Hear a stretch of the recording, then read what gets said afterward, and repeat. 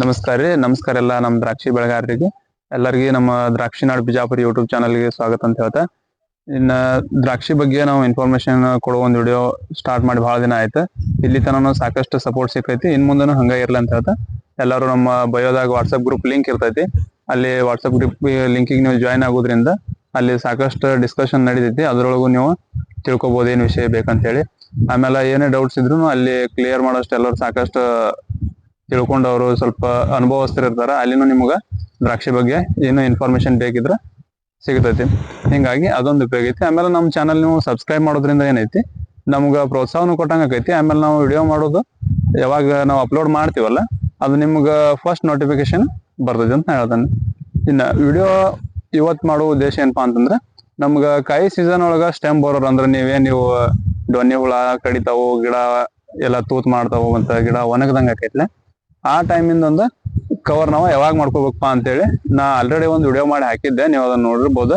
ಆದ್ರೆ ಅದನ್ನ main time start ಮಾಡೋದು ಎಲ್ಲಿದಪ್ಪ ಅಂತಂದ್ರೆ ಜೂನ್ ಜುಲೈಯಿಂದ ಅಥವಾ ಮಳೆ ಸ್ಟಾರ್ಟ್ ಆದಾಗಿಂದ ಮಳೆಗಾಲಾಗ ಸ್ಟಾರ್ಟ್ ಮಾಡ್ಬೇಕಾಗಿರ್ತೈತಿ. ಅಂದ್ರೆ ಏನ್ರಿ, ಪ್ರಿಕಾಷನ್ ಮಾಡ್ಕೊಳ್ಳೋದು ಮೇನ್ ಇರ್ತೈತಿ. ಯಾವಾಗ ನಾವು ರೋಗ ಬಿದ್ದಾಗ ಓಡಾಡೋದು ಏನೈತಿ ಅಂತ ಅಡ್ವಾನ್ಸ್ ಪ್ರಿಕಾಷನ್ ಮಾಡ್ಕೊಳ್ಳೋದು ಬಹಳ ಉತ್ತಮ. ಇನ್ನು ಪ್ರಿಕಾಷನ್ ಯಾವ ರೀತಿ ಮಾಡ್ಕೋಬೇಕು ಅನ್ನೋದು ಇಂಪಾರ್ಟೆಂಟ್ ಆಕೈತಿ. ಈಗ ನಾವು ಸಾಕಷ್ಟು ಒಂದು ಬಯೋಲಾಜಿಕಲ್ ಮಾಡ್ಕೋಬಹುದು, ಇನ್ನೊಂದು ಫಂಗಿಸೈಡ್ ಏನು ಕೆಮಿಕಲ್ ರೀಸನ್ ಒಳಗೂ ಮಾಡ್ಕೋಬಹುದು.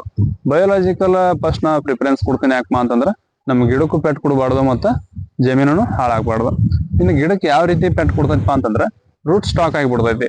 ಅಂದ್ರೆ ನಿಮ್ ಬೇರ್ ಬೆಳೆದ್ ಬಂದ್ ಆಗ್ತೈತಿ. ಆಮೇಲೆ ಆರ್ಗ್ಯಾನಿಕ್ ಕಾರ್ಬನ್ ಲೆವೆಲ್ ಡೌನ್ ಆಗ್ತೈತಿ. ಆಮೇಲೆ ಮಣ್ಣು ಏನೈತ್ಲೆ ಸ್ವಲ್ಪ ಕಾಂಪ್ಯಾಕ್ಟ್ ಆಕೈತಿ. ಅಂದ್ರೆ ಕರೆಕ್ಟ್ ಆಗಿ ಯಾವ್ದೋ ಪೋಷಕಾಂಶಗಳನ್ನ ಗಿಡಕ್ಕೆ ಒದಗಿಸೋದ್ರಲ್ಲಿ ಏನಾಗ್ತೈತಿ, ಹಿಂದುಳಿತೈತಿ, ಕೊರತೆ ಆಗ್ತೈತಿ. ಆ ಒಂದು ರೀಸನ್ ಸಂಬಂಧ ಏನೈತಿ, ನಮ್ಮ ಮೊದಲ ಬಯೋಲಾಜಿಕಲ್ ಪ್ರಿಫರೆನ್ಸ್ ಕೊಡ್ತೇನೆ. ಈ ಬಯೋಲಾಜಿಕಲ್ ಪ್ರಿಫರೆನ್ಸ್ ಹೆಂಗಪ್ಪ ಅಂತಂದ್ರೆ, ನಾವು ಒಂದು ತಿಪ್ಪಿ ಗೊಬ್ಬರ ಒಗೆಯೋದ್ರಾಗ ಏನ್ ಮಾಡ್ಬೋದು, ಮೆಟ್ರೈಸಮ್ ಅನಾಫಿಲಸ್ ಅಂತ ಹೇಳಿ ಒಂದು ಪೌಡರ್ ಸಿಗ್ತೈತಿ ನಿಮ್ಗೆ, ಬಯೋಲಾಜಿಕಲ್ ಇನ್ಸೆಕ್ಟಿಸೈಡ್ ಅಂತ ಹೇಳಿ ನಾವು ಹೇಳ್ತೀವಿ. ಇದನ್ನ ನಾವು ತಿಪ್ಪಿ ಗೊಬ್ಬರನೇ ಕೂಡಿಸಿ ಒಗೆಯೋದ್ರಿಂದ ಏನಾಗ್ತೈತಿ, ಅವೇನ್ ನಿಮ್ಗೆ ಈಗ ಸ್ಟೆಮ್ ಬೋರರ್ ಯಾಕವಾಗ ಇರ್ತಾವಪ್ಪ ತತ್ತಿ ಅಂತಂದ್ರೆ, ಈಗ ನೆಲದಾಗ ಒಂದು 10-15 ಸೆಂಟಿಮೀಟರ್ ಒಳಗೆ ಏನ್ ಎಗ್ ಇಷ್ಟು ಸ್ಟೋರ್ ಮಾಡಿರ್ತಾವಲ್ಲವ, ಮಳೆ ಆದಾಗ ಮ್ಯಾಲ್ ಬರೋ ಹುಳ, ಅದೇನು ಡೊನ್ನಿ ಹುಳ ಅಂತಿರಲ್ಲ, ಆದಾಗ ಮ್ಯಾಲ್ ಬರೋ ಒಂದು ರೂಟ್ನಾಗ ಸೇರೋದು ಇಲ್ಲ ರೂಟ್ ಕಡಿಯೋದಾಯ್ತು, ಇದೊಂದು ಮಾಡೋ ಚಾನ್ಸಸ್ ಇರ್ತೈತಿ.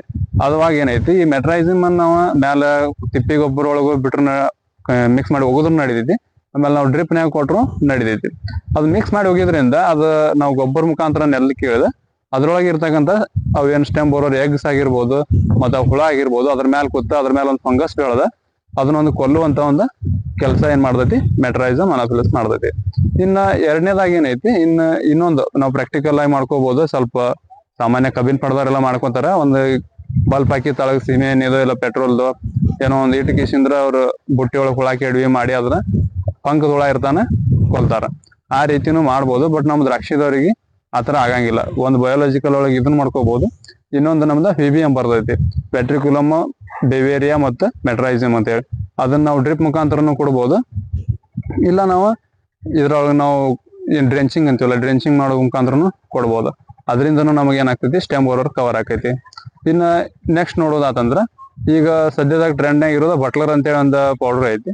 ಅದನ್ನ ನಾವು ಎಕರೆ ಡೋಸ್ ಒಳಗೂ ಕೊಡ್ಬೋದು ಮತ್ತು ಡ್ರಿಪ್ನ್ಯಾಗೂ ಕೊಡ್ಬೋದು. ಮ್ಯಾಲ ನಾವು ಡ್ರೆಂಚಿಂಗ್ ಮುಖಾಂತರನು ಗಿಡದ ಬಡ್ಡಿಗೆ ಸುರಿಬಹುದು. ಇಷ್ಟು ರೀತಿಯಾಗಿ ನಾವು ಬಯೋಲಾಜಿಕಲ್ ಮಾಡ್ಕೋಬಹುದು. ಈಗ ಹುಳ ಸದ್ಯದಾಗ ನಮಗೇನು ಡೊನ್ನಿ ಹುಳನೇ ಐತೋ ಅಥವಾ ಪಂಕದೊಳಗ ಟೈಪ್ ಐತೋ, ನೀವು ಅಬ್ಸರ್ವ್ ಮಾಡಿರ್ತೀರಿಲ್ಲನು, ಅಬ್ಸರ್ವ್ ಮಾಡ್ರಿ ಅನ್ಕೋತೀನಿ. ಯಾಕಂದ್ರೆ ಈಗ ಸದ್ಯದಾಗ ಹುಳ ಯಾವ ಸ್ಟೇಜ್ನಾಗ ಇರ್ತೈತಪ್ಪ ಅಂತಂದ್ರೆ, ಇನ್ನ ಹಾರಾಡೋ ಸ್ಟೇಜ್ನಾಗ ಇರ್ತೈತಿ. ಅದು ಯಾವಾಗ ಒಂದು 10-15 ಸೆಂಟಿಮೀಟರ್ ನೆಲದಾಗ ಹೋಗಿ ನಮ್ಗೆ ಎಗ್ ಇಡ್ತೈತ್ಲೆ, ಅವಾಗ ಅದು ಕಿಡಿ ಮುಖಾಂತರ ಗಿಡದಾಗ ಸಿಗಿರ್ತೈತಿ. ಅದು ಅಷ್ಟು ಆಗೋಕ್ಕಿಂತ ಮೊದಲನ ಅದನ್ನ ನಾಶ ಮಾಡ್ಕೊಳ್ಳೋದು ಭಾಳ ಚಲೋ, ಗಿಡಕ್ಕೂ ಎಫೆಕ್ಟ್ ಇರಂಗಿಲ್ಲ. ಆಮೇಲೆ ಬಯೋಲಾಜಿಕಲ್ನು ಕವರ್ ಆಗ್ತೈತಿ. ಒಂದ್ ಸರಿ ಅದ್ ನಿಮ್ಗ ಯಾವಾಗ ಡೊನ್ನಿ ಹುಳ ಕನ್ವರ್ಟ್ ಆಯ್ತು ಆ ಎಗ್ ಹೊಡೆದಕಿಸಿಂದ್ರ, ಅವಾಗ ನಮ್ಗ ಬಯೋಲಾಜಿಕಲಿ ಕವರ್ ಆಗೋದು ಭಾಳ ಕಡಿಮೆ. ಒಂದು ಮೆಟ್ರೈಸಮ್ ಕೆಲಸ ಮಾಡ್ಬೋದು, ಮಾಡಿಲ್ಲ ಅಂದ್ರೂ ನಾವು ಅವಾಗ ಏನ್ ಮಾಡ್ತೀವಿ, ಸಿಸ್ಟಮಿಕ್ ಒಳಗೆ ಕೆಮಿಕಲ್ ಒಳಗೆ ಹೋಗ್ಲಕ್ ಚಾಲೂ ಮಾಡ್ತೀವಿ. ಹಾಗಾದ್ರೆ ಕೆಮಿಕಲ್ ಒಳಗೆ ನಮ್ಗೆ ಯಾವ್ಯಾವ ಅದಾವಪ್ಪ ಅಂತ ನೋಡೋದಾದ್ರ, ಕೆಮಿಕಲ್ ಒಳಗೆ ನಮ್ಗೈತಿ ಪ್ರಿಪ್ರೋನಿಲ್ ಮತ್ತು ಇಮಿಡೋಕ್ಲೋರಾಫೈಡ್, ಇವೆರಡು ಮಿಕ್ಸ್ ಇದ್ದಿದ್ದು ಸಿಸ್ಟಮಿಕ್ ಇನ್ಸೆಕ್ಟಿಸೈಡ್ ಅಂತ ಬರ್ತೈತಿ. ಅದನ್ನ ನಾವು ಎಕರೆ ಡೋಸ್ ಮೇಲೆ ಎಕರೆಕ ನಮ್ಗೆ ಇರ್ಬೋದು. ಈಗ ಒಂದು 250 ಗ್ರಾಮ್ ಅಂದ್ರೆ 250 ಗ್ರಾಮ್ನು ನಾವು ಎಕರೆ ಡೋಸ್ ಮೇಲೆ ಕೊಡ್ಬೋದು ಮತ್ತು ಸ್ಪ್ರೇನು ಮಾಡ್ಬೋದು. ಅಂತ ಇವೆಲ್ಲ ಕೊಡೋದ್ರಿಂದ ಇನ್ನೊಂದೇನ್ ನಮ್ಗೆ ಗೊತ್ತಿಲ್ಲದ ಆಗುವಂತ ಒಂದು ಬೆನಿಫಿಟ್ ಏನೈತಪ್ಪ ಅಂತಂದ್ರೆ, ನಮ್ಗೆ ಇದು ಮಿಲಿಬಾಗಿನ ನಾವು ಹೇಳ್ತೀವಲ್ಲ, ಮಿಲಿಬಾಗಿನ ಹುಳಾನು ಎಗ್ನು ನೆಲ್ಲಾಗ ಇಟ್ಟಿರ್ತೈತಿ, ಗಿಡ ತೊಗಟೆ ಒಳಗಿಟ್ಟಿರ್ತೈತಿ. ಅದು ಗಿಡ ಕಡಿಯೋದ್ರಿಂದ ಏನಾಗ್ತೈತಿ, ಆ ಹುಳಾನು ಒಂದು ಸಾಯುವಂತ ಚಾನ್ಸಸ್ ಇರ್ತೈತಿ. ಅದಕ್ಕೆ ಮಿಲಿವಾಗಿ ಇನ್ನೊಂದು ಎಕ್ಸ್ಟ್ರಾ ಕೆಲಸ ಏನ್ ಮಾಡ್ಕೋಬೇಕು ಅಂತಂದ್ರೆ ನಾವು ಸ್ಪ್ರೇ ಮುಖಾಂತರ ಗಿಡ ವಾಶ್ ಮಾಡ್ಕೋಬೇಕು ಅಂತ ಶೆಡ್ಯೂಲ್ ಇರ್ತೈತಿ, ವೀಕ್ಲಿ ಶೆಡ್ಯೂಲ್ ಇರ್ತೈತಿ. ಅದನ್ನ ನಾವು ಫಾಲೋ ಮಾಡ್ಕೊಂತಂದ್ರೆ ಅದನ್ನ ಕೊಲ್ಬಹುದು. ಅದೊಂದು ನಮ್ಗೆ ಇದ್ರ ಮುಖಾಂತರ ಆಗೋ ಲಾಭ ಏನಪ್ಪಾ ಅಂತಂದ್ರೆ ಅದನ್ನ ನಾವು ಕಡಿಮೆ ಮಾಡ್ಬೋದು. ಇನ್ನ ಎರಡನೇದಾಗಿ ಇಮಿಡೋಕ್ಲೋರೋಫೈಡ್ ಅಂತ ಹೇಳಿ ಸಪರೇಟ್ ಬರ್ತೈತಿ, ಅದನ್ನು ಎಕರೆ ಡೋಸ್ ಮೇಲೆ ಬಿಡ್ಕೋಬಹುದು.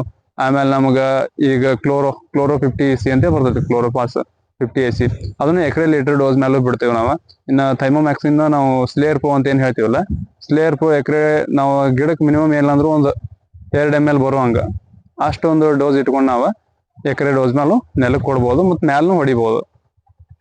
ಇಷ್ಟಂತರೂ ಇವು ನಾವು ಕೆಮಿಕಲ್ ರೀಸನ್ ಒಳಗೆ ಒಂದು ಕ್ಲೋರೋ ನೋಡಿದ್ವಿ, ಕ್ಲೋರೋ 50 EC ನೋಡಿದ್ವಿ, ಆಮೇಲೆ ಇಮಿಡೋಕ್ಲೋರೋಫೈಡ್ ನೋಡಿದ್ವಿ, ಆಮೇಲೆ ಪಿಪ್ರೋನಿಲ್ಲ ಮತ್ತು ಇಮಿಡೋಕ್ಲೋರೋಫೈಡ್ ಮಿಕ್ಸ್ ಸಿಸ್ಟಮಿಕ್ ಫಂಗಿಸೈಡ್ ನೋಡಿದ್ವಿ.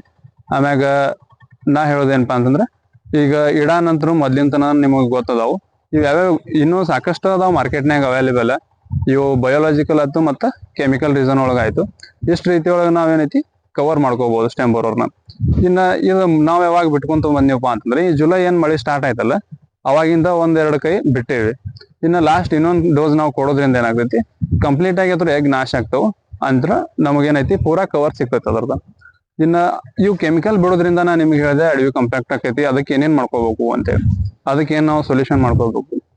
ಒಂದ PSB KSB ಇವೆಲ್ಲ ತಂದ ಬ್ಯಾಕ್ಟೀರಿಯಾಗಳನ್ನ ನಾವೇನೈತಿ ಕೃತಕವಾಗಿ ನೆಲಕ್ಕೆ ಕೊಡ್ಬೇಕಾಗ್ತೈತಿ. ಯಾಕಂದ್ರ ನೆಲದಾಗ ಹತ್ರನ ಬೆಳೆಸ್ಕೊಳ್ಕಂತ ನಾವ್ ಏನ್ ಮಾಡಿರ್ತೀವಿ, ಇನ್ಸೆಕ್ಟಿಸೈಡ್ ಕೊಟ್ಟಾಗ ಅವೆಲ್ಲಾನು ನಾಶ ಆಗಿ ಹೋಗ್ತಾವ. ಅದ್ರ ನಾವ್ ಈಗ ನಿಮ್ಗೆ ಹೊರಗೆ ಮಾರ್ಕೆಟ್ನಾಗೂ ಸಿಗ್ತಾವ.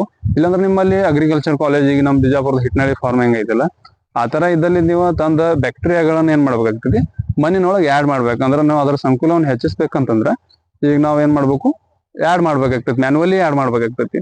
ಹಿಂಗಾಗಿ ನಾವು ಅದನ್ನ ತಂದ ನಾವು ಕೃತಕವಾಗಿ ಬಿಟ್ಕೊಂಡ ಅದಕ್ಕೆ ಬೆಲ್ಲ ಮತ್ತೆ ಏನೇನ್ ನಾವು ಕೊಡ್ಬೇಕಾಗಿದ್ದ ಏನು ಲವಣಾಂಶಗಳನ್ನ ಕೊಟ್ಟಗಿಸಿಂದ್ರೆ ಅಪ್ಟೇಕ್ ಮಾಡ್ಸಕ. ಆಮೇಲೆ ನಮ್ದು ತಿಪ್ಪಿ ಗೊಬ್ಬರ ಹಾಕೋದ್ರಿಂದ ಏನಾಗ್ತೈತಿ, ಆರ್ಗ್ಯಾನಿಕ್ ಕಾರ್ಬನ್ ಜರ ಹೆಚ್ಚಾಗ್ತೈತಿ. ಅದರ ಸಂಬಂಧ ನಾವು ಅದ್ರೊಳಗೆ ಬ್ಯಾಕ್ಟೀರಿಯಾಗಳು ಮತ್ತಷ್ಟು ಬೆಳಿತಾವ. ಹಿಂಗಾಗಿ ಯಾವ್ಯಾವ ಬ್ಯಾಕ್ಟೀರಿಯಾ ನಾವು ಕೃತಕವಾಗಿ ಪೊಟ್ಯಾಶ್ ಅಪ್ಟೇಕ್ ಮಾಡೋದಾಯ್ತು, ಫಾಸ್ಫರಸ್ ಅಪ್ಟೇಕ್ ಮಾಡೋದಾಯ್ತು, ಇವೆಲ್ಲ ಬ್ಯಾಕ್ಟೀರಿಯಾಗಳನ್ನ ವಾಪಸ್ ಮತ್ತೆ ತಂದು ನಾವು ಕೃತಕವಾಗಿ ಕೊಡ್ಬೇಕಾಗ್ತೈತಿ ಮಣ್ಣಿಗೆ. ಈಗ ನಾವು ನಾವು ಬ್ಯಾಕ್ಟೀರಿಯಾ ಕೊಡೋದೊಂದು ಆದ ಬಳಕ ಇನ್ನೊಂದ್ ಏನಪ್ಪಾ ಅಂತಂದ್ರೆ ನೆಲದಾಗ ಇವು ಹುಮಿಕೆ ನಾವು ಕೊಡ್ತಿರ್ತೀವಲ್ಲ, ಹುಮಿಕ ಮತ್ತು ಪುಲ್ವಿಕ, ಇದನ್ನ ನಾವು ನೆಲಕ್ಕ ಕೊಡ್ಬೇಕಾಗ್ತೈತಿ. ಡ್ರಿಪ್ ಮುಖಾಂತರ ನಾವು ಹುಮಿಕ್ ಮತ್ತು ಪುಲ್ವಿಕ್ ಆಸಿಡ್ ನ ಕೊಡ್ಬೇಕಾಗ್ತೈತಿ. ಇದೇನ್ ಮಾಡ್ತೈತಿ, ನಮ್ಮ ನೆಲದಾಗಿರೋ ಲವಣಾಂಶಗಳು ಮತ್ತು ನೀರಿನ ಅಂಶವನ್ನ ಹಿಡಿದಿಟ್ಕೊಳಕ ಹೆಲ್ಪ್ ಮಾಡ್ತೈತಿ. ಮತ್ತ ಇನ್ನು ನೆಕ್ಸ್ಟ್ ನಾನು ರೂಟ್ ಸ್ಟಾಕ್ ಆಗಿರ್ತೈತಿ ಅಂತ ಹೇಳಿದ್ದೆ, ಅದ್ರಗೋಸ್ಕರ ನಮ್ಮಲ್ಲಿ ವೈಟ್ ರೂಟ್ ಆಯ್ತು, ಈ ರೂಟ್ ಸ್ಟಾಪ್ ಆಗಿದೆಲ್ಲ ಏನ್ ಆಕ್ಟಿವ್ ಮಾಡಕ್ ಏನೈತಿ, ಒಂದ್ ನಮ್ಗ ಚಲೋ ರೂಟ್ ಬಿಡುವಂತದ್ದು ಯಾವ್ದಪ್ಪ ಅಂತಂದ್ರೆ ಈಗ ಫಾರ್ ಎಕ್ಸಾಂಪಲ್ ನೋಡ್ಬೋದು ನಾವು ಯಾವ್ಯಾವ ಬಿಟ್ಕೋತೀವಿ ಅಂತಾನು ಹೇಳ್ತೇನೆ. ಈಗ ಒಂದು ನೇಚರ್ ಡೀಪ್ ಅಂತ ಹೇಳಿ ಬರ್ತೈತಿ, ಒಂದು ರಿಚ್ ರೂಟ್ ಅಂತ ಹೇಳಿ ಬರ್ತೈತಿ. ಇವೆಲ್ಲ ಎಕರೆ ಡೋಸ್ ಮೇಲೆ ಒಂದೊಂದು ಬಾಟ್ಲ್ ಅದಾವ ನಮ್ಗ. ಇದ್ರ ನಾವು ಬಿಟ್ಕೊಂತೀವಿ. ಈಗ ರೂಟ್ ಎಷ್ಟು ಸರಿ ಬಿಟ್ಕೋಬೇಕು ಅನ್ನೋದನ್ನು ಡೌಟ್ ಇರ್ತೈತಿ. ಈಗ ನೀವು ಯಾವಾಗ ಇದೊಂದು 3 ಡೋಸ್ ನಾವು ಕೊಡ್ತೀವಲ್ಲ, ಈಗ ಏನು ಕೆಮಿಕಲ್ ಬಯೋಲಾಜಿಕಲ್ ಕೊಟ್ಟಾಗ ನಾವ್ ಏನ್ ಬಿಡೋ ಅವಶ್ಯಕತೆ ಇರಂಗಿಲ್ಲ. ಒಂದು ಕೆಮಿಕಲ್ ಇನ್ಸೆಕ್ಟಿಸೈಡ್ ಯಾವಾಗ ನಾವು ಸಿಸ್ಟಮಿಕ್ ಇನ್ಸೆಕ್ಟ್ ಕೊಡ್ತೀವೋ ಅವಾಗ ನಾವೇನೈತಿ ಸ್ವಲ್ಪ ಇವ ಹುಮಿಕ ಪುಲ್ವಿಕ್ ಆಯ್ತು ಮತ್ತ ರೂಟ್ ಆಕ್ಟಿವ್ ಮಾಡ್ಕೊಳಕ್, ರೂಟ್ ಸ್ಟಾಕ್ ಹೋಗಿಸ್ಲಾಕ ಏನೈತಿ ಇವ್ ನಾವು ಸ್ವಲ್ಪ ರೂಟ್ ಆಕ್ಟಿವ್ ಮಾಡ್ಕೊಳ್ಳುವಂಥದ್ದು ನೇಚರ್ ಡೀಪ್ ಆಯ್ತು, ಇವ್ ಮೈಕ್ರೋರೈಸಗಳು ಏನೈತಿ ಬಿಡ್ಬೇಕಾಗ್ತೈತಿ. ಇವೇನ್ ಮಾಡ್ತಾವ ಮೈಕ್ರೋರೈಸಗಳು ಅಂತಂದ್ರ ಈಗ ನಮ್ಮ ನೆಲ್ಲಾಗಿರ್ತಕ್ಕಂಥ ಪೋಷಕಾಂಶಗಳನ್ನ ಬೇರ್ ಮುಖಾಂತರ ಗಿಡಕ್ಕ ಮೇಲೆ ತಗೊಳಕ್ ಏನ್ ಮಾಡ್ತಾವ, ಹೆಲ್ಪ್ ಮಾಡ್ತೈತಿ. ಆಮೇಲೆ ಅದರಿಂದ ಏನಾಗ್ತೈತಿ, ನಮ್ಮ ರೂಟ್ ಸ್ಟಾಕ್ ಏನಾಗ್ತೈತಿ ಎಲ್ಲ ರಿಲೀಫ್ ಆಕೈತಿ, ವೈಟ್ ರೂಟ್ ಎಲ್ಲ ಸ್ಟಾರ್ಟ್ ಆಗ್ತಾವ ವಾಪಸ್. ಹಿಂಗಾಗಿ ಗಿಡಕ್ ಮತ್ತೊಂದು ಫ್ರೆಶ್ನೆಸ್ ಬರ್ತೈತಿ, ರೂಟ್ ಆಕ್ಟಿವ್ ಆತಾವ. ಇವು ಮಾಡ್ಕೊಳ್ಳೋದ್ರಿಂದ ಏನೈತಿ, ಗಿಡಕ್ಕ ನಾವು ಈಗೇನ್ ಇನ್ಸೆಕ್ಟಿಸೈಡ್ ಕೊಟ್ಟಿರ್ತೀವಲ್ಲ ಅದ್ರ ಪರಿಣಾಮ ಏನೈತಿ ನೆಲದ ಮೇಲಿಂದ ಗಿಡದ ಮೇಲಿಂದ ಕಡಿಮೆ ಮಾಡ್ಬೋದು. ಹಂಗಂತೇಳಿ ಅದೇನ್ ನಾವು ಡೊನ್ನಿ ಒಳಗೆ ಕೊಟ್ಟಿರ್ತೀವಲ್ಲ ಅದು ಎಲ್ಲ ವರ್ಕ್ ಕ್ಲಿಯರ್ ಆಗೇ ಇರ್ತೈತಿ. ಇದೊಂದು ಪ್ರಾಬ್ಲಮ್ ನಾವು ಸಾಲ್ವ್ ಮಾಡ್ಕೊಳ್ದು. ಇಷ್ಟೆಲ್ಲ ನಾವು ಸ್ಟೆಮ್ ಬೋರರ್ ಬಗ್ಗೆ ನಿಮಗೆ ಎಕ್ಸ್ಪ್ಲೇನ್ ಮಾಡಿದೆ. ನೀವು ಎಲ್ಲಿಂದ ಕ್ರಮ ತಗೋಬೇಕು ಎಲ್ಲಿಂದ ಇಲ್ಲ ಅಂತ ಹೇಳಿ ನಾ ಮೊದಲೊಂದು ವಿಡಿಯೋನು ಮಾಡಿದ್ದೆ. ಅದೀಗ ಮೇನ್ ಟೈಮ್ ಈಗಿರೋದ್ರಿಂದ ಏನೈತಿ ಈಗ ಒಂದು ವಿಡಿಯೋ ಮಾಡ್ಬೇಕಾಯ್ತು ಅದನ್ನ ನಾನು. ಈಗ ಇಷ್ಟೆಲ್ಲ ನಾನು ನಿಮ್ಗೆ ಇನ್ಫಾರ್ಮೇಶನ್ ಕೊಟ್ಟಿನಿ ನಿಮಗೆ, ಅದನ್ನ ನೀವು ಕರೆಕ್ಟ್ ಆಗಿ ಕ್ರಮ ತಗೊಂಡ್ರಿ ಅಂತಂದ್ರ ಈ ನಮ್ ದ್ರಾಕ್ಷಿ ವರ್ಷದ ಬೆಳೆ ಇರೋದ್ರಿಂದ ಈ ಸ್ಟೆಮ್ ಬರೋದ್ರಿಂದ ನಾವು ಪಾರ್ ಮಾಡ್ಕೋಬಹುದು. 100% ಆಗ್ಲಿಲ್ಲ ಅಂತಂದ್ರೆ ಏನೈತಿ ಒಂದು 90% ನಾವು ಕವರ್ ಮಾಡ್ಕೋಬಹುದು. ಇದರಿಂದ ಒಂದೇ ವರ್ಷಕ್ಕೂ ಆಗಂಗಿಲ್ಲ ಅಂತ ಹೇಳ್ತಾರೆ, ಆದ್ರೆ ನಾವು ಎಫರ್ಟ್ ಹಾಕೋದ್ರಾಗ ಏನ ತಪ್ಪಿಲ್ಲ. ನಾವು ಹಾಕಿ ಅಷ್ಟು ಕವರ್ ಮಾಡ್ಕೊಂಡ ಈ ವರ್ಷದ ಬೆಳೆ ರೈತರಿಗೆ ಇರೋದ ಒಂದ. ನಮ್ ಕಡೆ ಆಲ್ಮೋಸ್ಟ್ ಆಲ್ ಎಲ್ಲಾರು ಡಿಪೆಂಡ್ ಆಗಿರೋದು ದ್ರಾಕ್ಷಿ ಮೇಲೆ. ಹಿಂಗಾಗಿ ನಾವು ಇಷ್ಟು ನಾವು ಪ್ರಿಕಾಷನ್ ತಗೊಳೋದ್ರಿಂದ ಏನೈತಿ ಉಳಿತೈತಿಪ್ಪ ಅಂತಂದ್ರ ತಗೊಳೋದ್ರಾಗ ಏನ್ ತಪ್ಪಿಲ್ಲ. ಇನ್ನ ನೆಕ್ಸ್ಟ್ ದ್ರಾಕ್ಷಿ ಸೀಸನ್ ಬಂತು, ಇಲ್ಲಿಗೆ ಎಲ್ಲಾರು ಪ್ರಿಪರೇಷನ್ ಚಾಲು ಮಾಡ್ರಿ. ಯಾರು ಸೆಪ್ಟೆಂಬರ್ ಯಾರು ಅಕ್ಟೋಬರ್ ಚಟ್ನಿ ಇಟ್ಕೊಂಡ್ರಿ, ಇಲ್ಲಿಂದನೇ ನೀವು ಸ್ವಲ್ಪ ನಿಗಾ ವಹಿಸ್ಕೋರಿ, ಎಲಿ ಉಳಿಸ್ಕೋರಿ. ನಮ್ಮ ಹೂವು ಬಿಡೋದ್ರಾಗೂ ಈ ಸಲ ಪಡಗಳೇನು ಎಲ್ಲಾರು ಕಡಿ ಮೆಚುರಿಟಿನೂ ಚಲೋ ಆಗ್ಯಾವ, ಗರ್ಭಧಾರಣೆ ಚಲೋ ಆಗೈತಿ. ಹಿಂಗಾಗಿ ಇಲ್ಲಿಂದ ನಿಗಾ ವಹಿಸ್ಕೊಂಡವ್ರಿ. ಎಲಿ ಚಾಟ್ನಿ ಟೈಮ್ ತನೂ ಎಲಿ ಉಳಿಸ್ಕೋರಿ. ಎಲಿ ಉಳಿಸ್ಕೊಳ್ಳೋದ್ರಿಂದ ಏನಾಗ್ತೈತಿ, ಆದಷ್ಟು ನಮ್ಮ ಹೂ ಇನ್ನಷ್ಟು ಫೋರ್ಸ್ ಆಗಿ ರೆಡಿ ಆಗ್ಲಿಕ್ಕೆ ಹೆಲ್ಪ್ ಆಗ್ತೈತಿ. ಯಾಕಂದ್ರೆ ಗಿಡಕ್ಕೆ ಫೋಟೋಸಿಂಥಸಿಸ್ ಮಾಡೋದು ಏನೈತಿ, ಆಹಾರ ತಯಾರು ಮಾಡ್ಕೊಳಕ ಸನ್ಲೈಟ್ ಜಗ್ಗುದು ಏನೈತಿ, ಎಲಿ ಮುಖಾಂತರ ಇರೋದ್ರಿಂದ ಎಲಿ ಅಂತ ಚಲೋದ ಉಳಿಸ್ಕೋರಿ. ಯಾವುದೇ ರೋಗ ಬೀಳಾರ್ದಂಗ ಪ್ರಿಕಾಷನ್ ನೀವೆಲ್ಲ ಮಾಡ್ಕೋರಿ. ಪ್ರಿಪರೇಷನ್ದಾಗ ಇರ್ರಿ ಚಾಟ್ನಿ ಟೈಮಕ್ಕೆ.